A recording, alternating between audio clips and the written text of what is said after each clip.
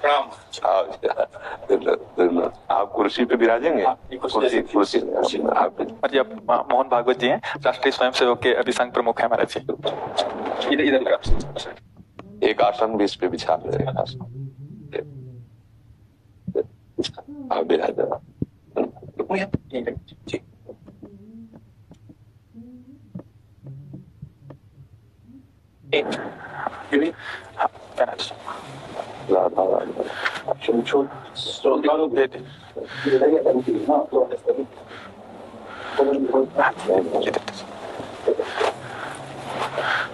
आप विराज माला ऐसे रहने दीजिए, हम अपने शिव जी को प्रणाम विराज। और किसी को कुर्सी की आवश्यकता हो तो मंगा लें, अगर जमीन में बैठना है। मेरा ही क्यों कुर्सी का जरा है जी महाराज जी, बस दर्शन करने थे। आपकी बात वीडियो पर सुनी तो लगा इस बार देख लेना चाहिए। चाह मिटी चिंता गई मनवा बेपरवाह, ऐसे लोग कम देख सकते। देखो, अपने लोगों का जन्म जो भगवान ने दिया है ना, ये सिर्फ सेवा के लिए दिया है। व्यवहारिक सेवा और आध्यात्मिक सेवा, ये दोनों सेवाएं अति अनिवार्य है। केवल व्यवहारिक सेवा ही होती रहे, हम अपने भारतवासियों को अगर हम परम सुखी करना चाहते हैं तो केवल वस्तु और व्यवस्था से नहीं कर सकते, उनका बौद्धिक स्तर सुधरना चाहिए।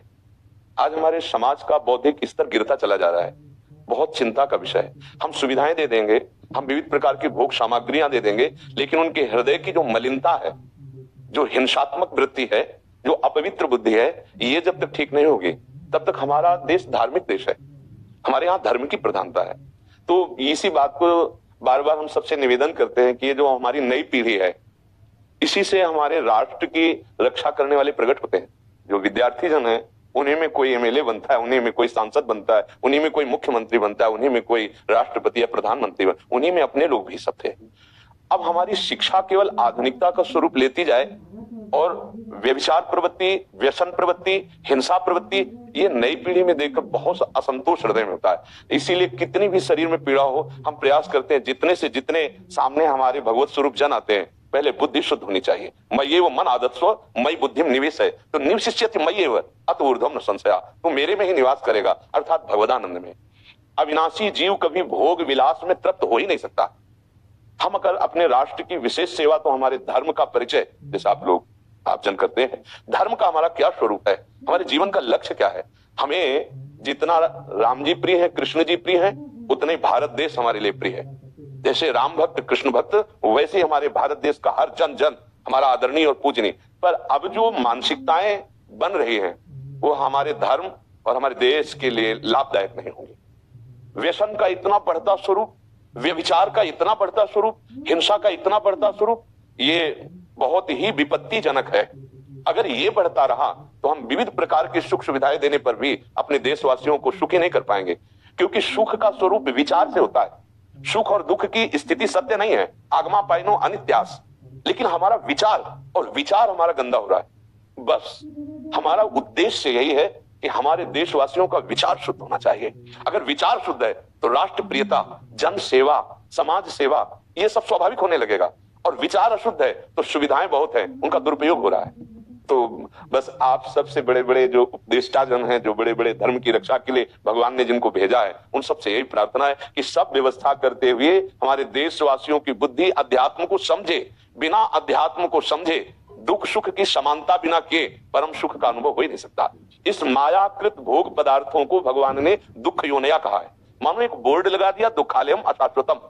और हम सब यही चाहते हैं कि लौकिक भोगों को भोगने से ही हमारा राष्ट्र सुखी हो जाएगा या हम सुखी हो जाएंगे। नहीं, लौकिक भोगों को पूजन सामग्री बना करके और साध्य सच्चिदानंद प्रभु को रखा जाए तो आनंद की उमंगन हो जाएगी। बहुत सुंदर मानव जीवन का स्वरूप है, जिसे देव दुर्लभ कहा गया। दुर्लभो मानुषो देहो, लेकिन क्या दुर्लभता शब्द स्पर्श रूप रस गंध इन्हीं विषय के भोगने की या इन्हीं सुविधाओं के लिए दुर्लभ कहा गया? दुर्लभ है किसी सच्चिदानंद सुख के लिए। और उस सुख को तो हम भूले हुए, एकदम बहते हुए शब्द स्पर्श रूप रस गंध के प्रवाह में चले जा रहे हैं और इसी को सौभाग्य समझ रहे हैं कि हमें सुख प्राप्त हो रहा है। नहीं, हम सबसे प्रार्थना करते हैं कि आप अपने धर्म को समझिए। आप अपने स्व को जहां जहां स्थापित करते चले जा रहे हैं, आप उसे गंदा करते चले जा रहे हैं। मदिरा में, हिंसा में, द्यूत कीड़ा में, व्यभिचार में, इसे दोष नहीं समझा जा रहा है। और हमारे शास्त्र और हमारा धर्म इसको निषेध करता है। कलयुग की स्थिति बताई गई है। छोटे छोटे बच्चे व्यसन करने में लग गए।